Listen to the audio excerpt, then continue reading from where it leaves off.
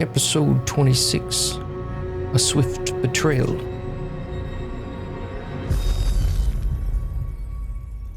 July 4th, 2000. Yes! Fireworks, baby! You ready? No. Are you? Yeah? He was gonna say no, but I didn't even let him. This is it. There's no turning back. Hey, wait.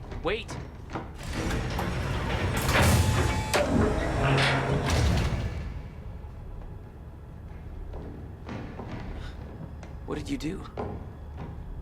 That was the wrong door. You changed the date. Where is she?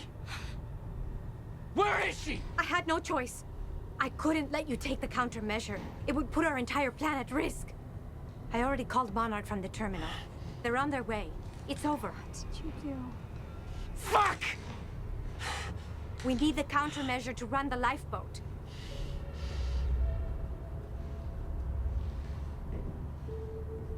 Yeah, okay.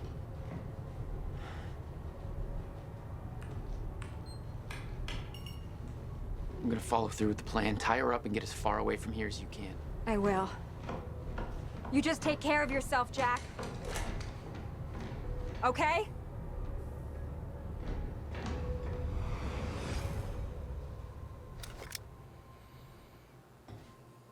That's crazy. Didn't see Sophia backstabbing so soon. Hello.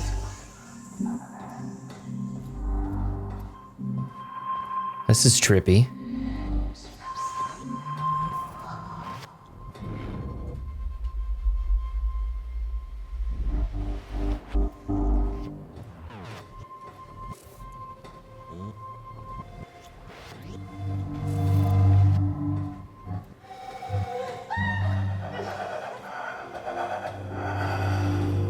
There's a lot of people traveling through time in this.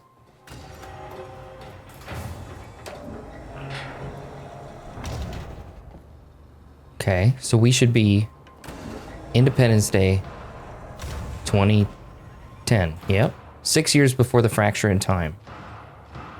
Your first journey back in time, 2010. This is where our notes get hazy. You know how it ended. Your goal when you arrived was to retrieve the countermeasure. But my goal had to wait.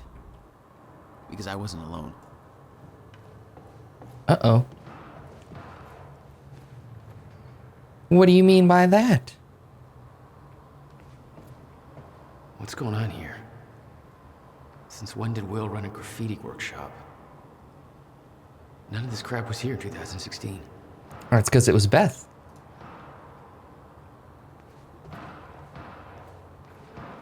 Okay, we can go out that way, but let's take a look around.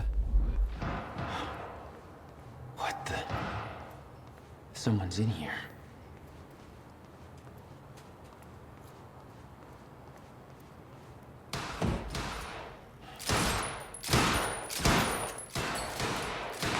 Hello?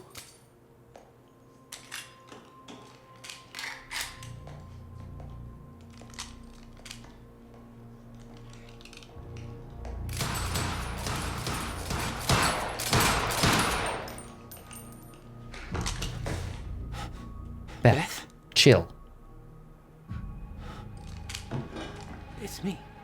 Hey. What happened to you?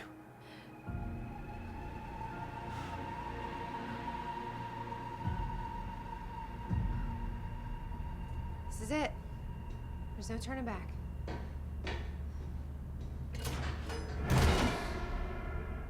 Jack?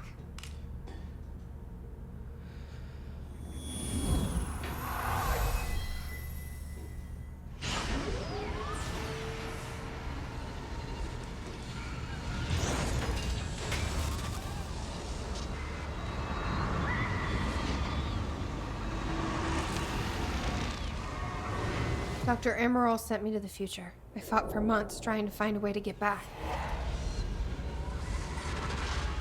I wasn't the only one.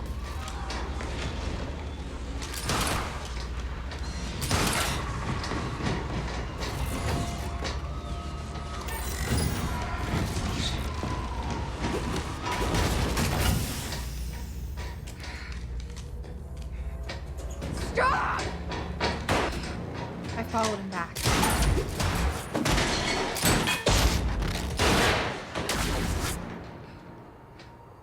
He set William's machine to 1999.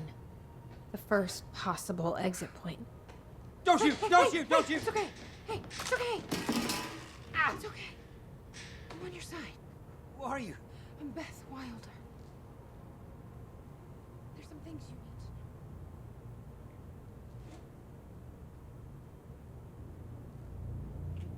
know. You're the reason he built the countermeasure. And you've been here ever since. 11 years. Why? Why didn't you come back? We should get ready. We don't have much time.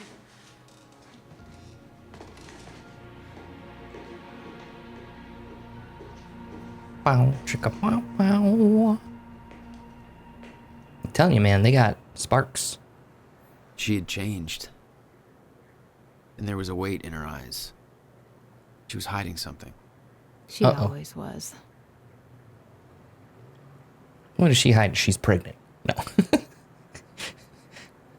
It's gonna turn out like that story that we read with the baby and all the time travel. Oh my god.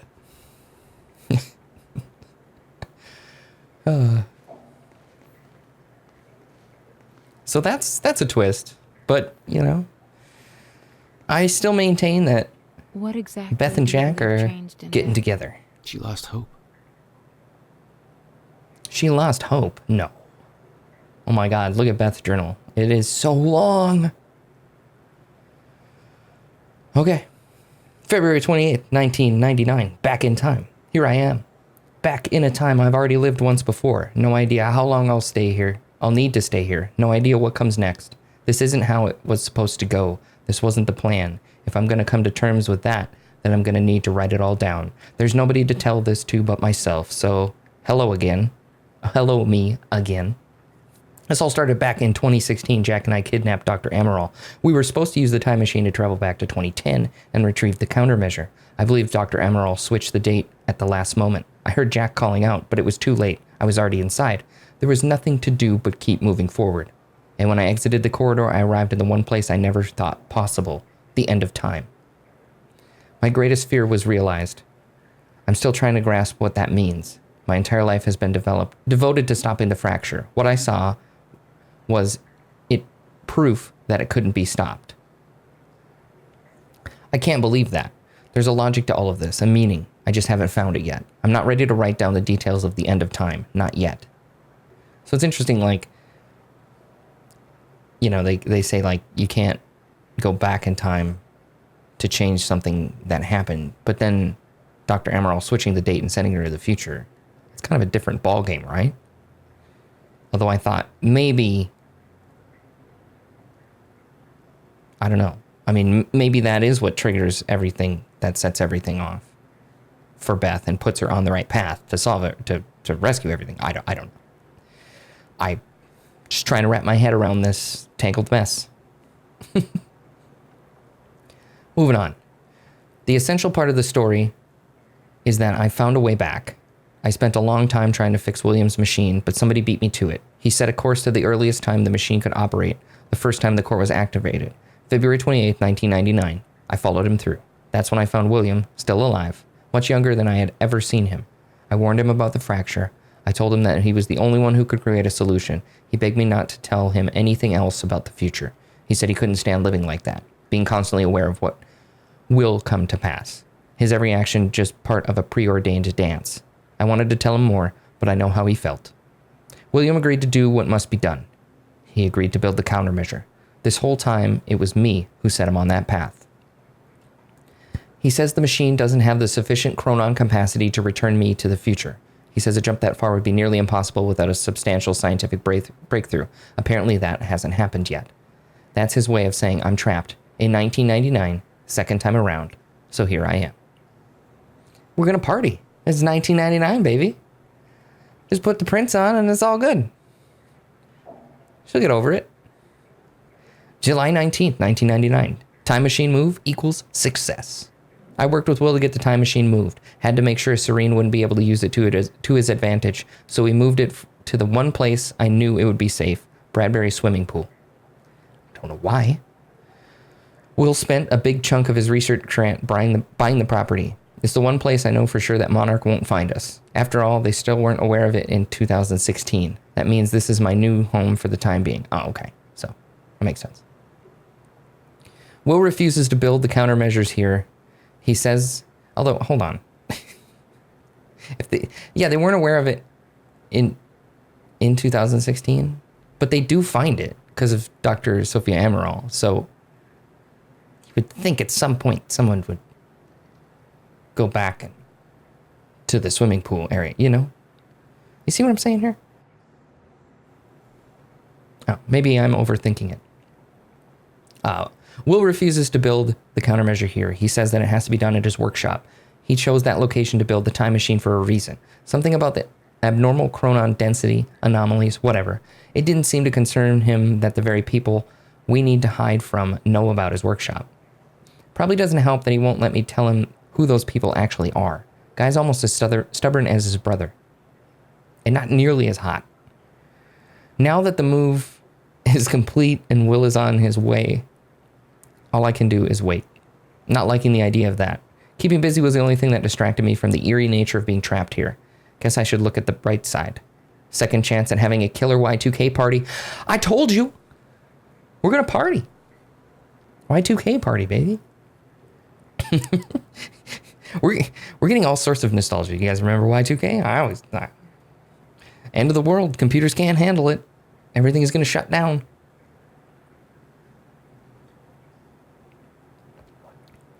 It turns out that was a lie.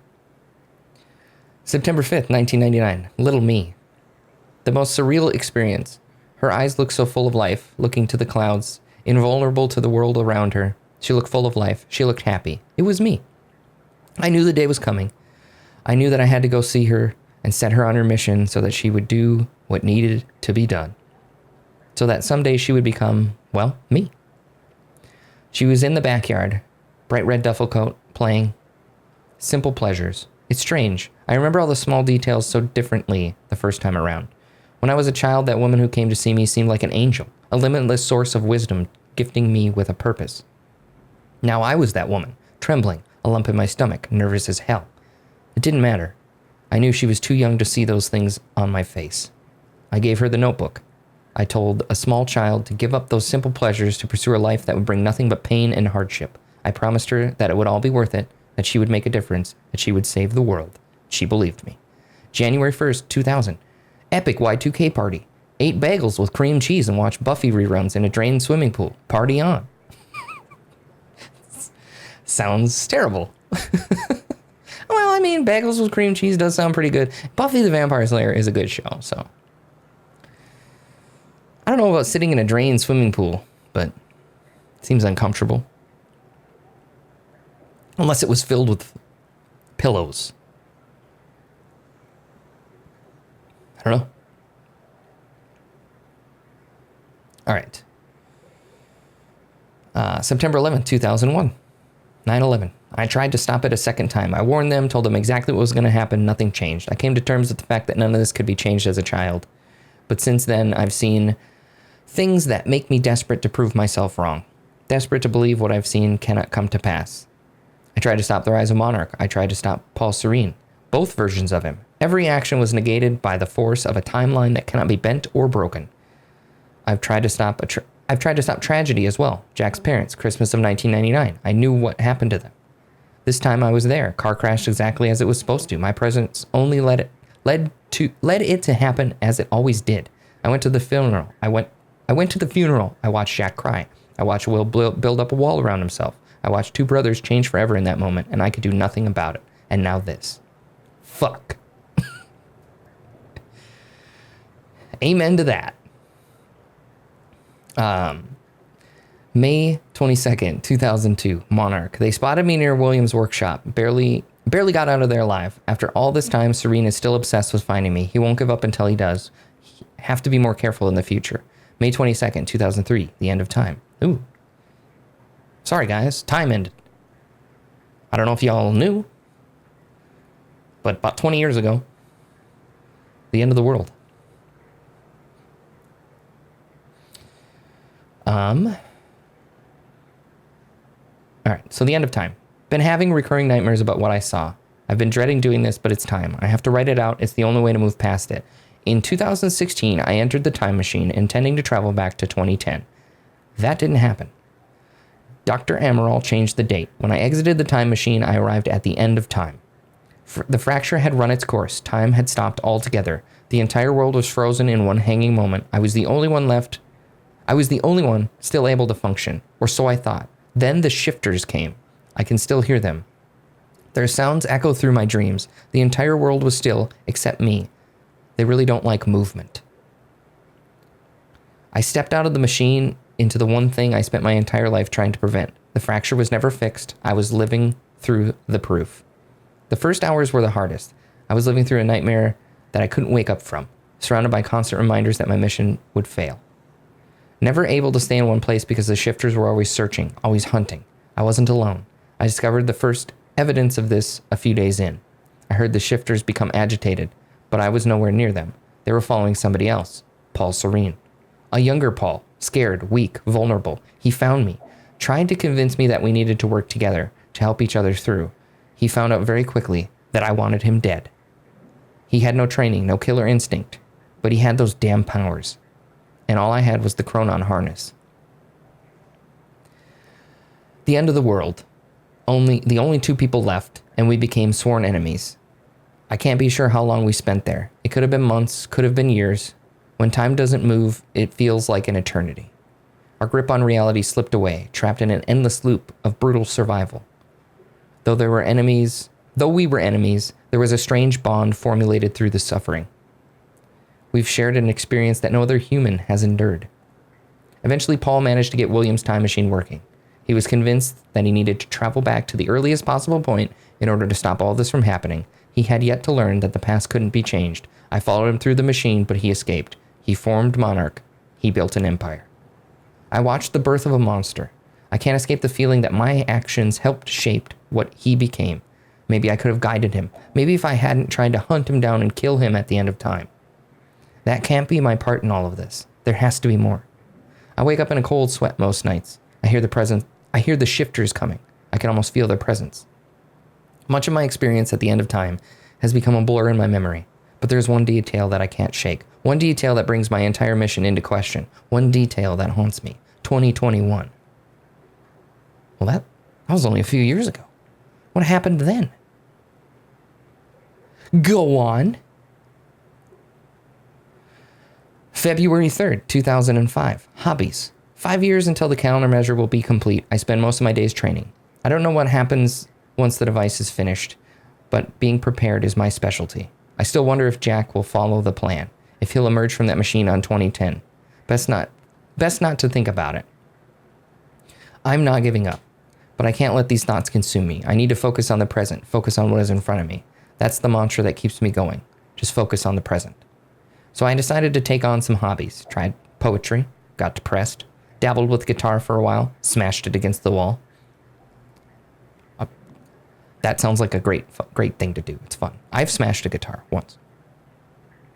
It had run its course. Then I started experimenting with graffiti. Seems to be working out okay for me so far. It's fulfilling on a few different levels. Partly as a form of self-expression, partly as a means of release, partly just to fuck with people. What happens when Joe analyzes some graffiti on the wall one day, builds an interpretation in his head, and then 3 years later his depiction of that image comes true? Not sure, but it's fun to think about. I can't change anything, but at least this gives me the illusion of some kind of power. That illusion is what keeps me holding on. Sometimes I leave anonymous notes in people's mailboxes telling them what will happen that week. What will happen next week? I watch their reactions from afar. Voyeurism and graffiti. That's my life these days. Focus on the present. October 8th, 2009. Jack. I started watching him recently. I know Monarch is tracking him, so I keep my distance. I wasn't sure why I felt a need to follow him, to watch his life from the outside, but now I think I understand. He's hot. and I want him. That's what she's thinking. That's what she came to understand. I met Jack in the wake of his brother's death, the onset of the fracture. He's broken. She can fix him. Worst day of both of our lives. He was broken. Told you. That's the only Jack I ever knew. There was some kind of comfort in seeing him in happier times. I watched his band play a gig nearby. Atrociously bad. Whiny emo music. You take that back. Definitely a music movement I didn't need to live through a second time. God damn it, Beth. That was my livelihood. I grew up during that time. But there was something pure about seeing him there, letting it all out. He never had an easy life. It was nice to see that he found a way to release all that. He just looked happy. It made me forget everything else. The nightmare stopped for a while after that, so I kept following him. It gave me something else to focus on. I've spent most of my life hiding who I am, what I know. I knew Jack for less than 24 hours, but he's the only person I've opened up to about everything. I told him the truth. He believed me. I wish I could thank him for that. I'm not sure what I'm going to tell him if he comes through that machine on July 4th, 2010. What will he think when he sees me? 11 years will have passed. I look like I've aged 3 lifetimes since then. And for him, it could only be a matter of minutes. She did not look like she aged 3 lifetimes. She was hot. What you talking about? What do I say? That I saw the end? That this might be all for nothing? I was the one who believed without question that we would stop the fracture. That confidence has now been replaced with insecurity, weakness. I fear letting him see that. I fear that he'll see the doubt in my eyes. For years I felt invincible, full of hope. I'm not that woman anymore. I'm scared. December 11, 2007. Memory. Tonight I painted something at the university campus. It was only after I finished and took a few steps back to look at it that I realized I'd seen it before, about a decade ago. Remains of something painted on a wall but washed away. It was a jolt. Is all of this futile? Nothing sticks. Nothing has changed. All of it washed away by the river of time. Fucking time travel. Am I right? July 9th, 2008. Will.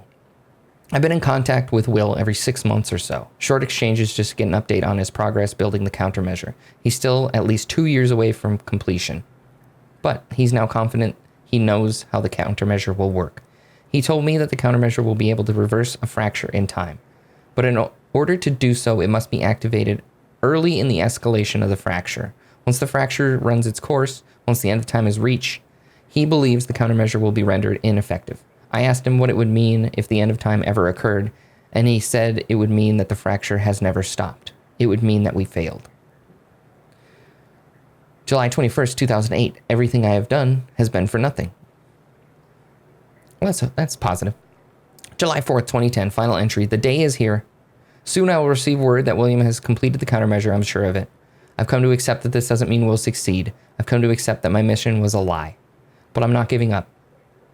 Lie or not, I've devoted my life to this cause. It gave me meaning. It's all I've ever known. Even if I've seen the proof that I won't succeed, I'm not giving up. I will dedicate every ounce of courage I have left to seeing this through. I'll retrieve the countermeasure. I'll keep it safe until 2016. I will do everything in my power to activate it when the time comes. I will fail. But I will fail knowing that I did everything in my power to save the world.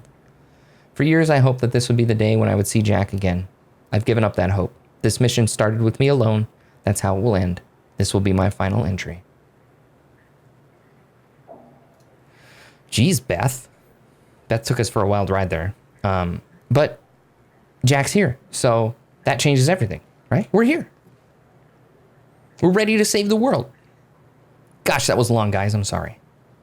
I felt like we needed to read it, though. Because, the story's getting a little crazy. It's getting a little convoluted. We needed to understand everything that's happened. And now that I've read all that nonsense, I need a drink. So cheers. Hydrate up, everybody.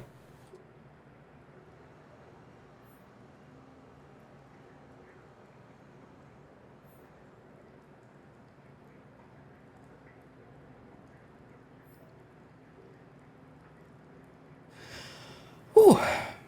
Oh, man. They keep this up. I'm not going to have a voice. So much talking. Oh, we also need plenty of coffee. So cheers to that too. For all you coffee drinkers out there.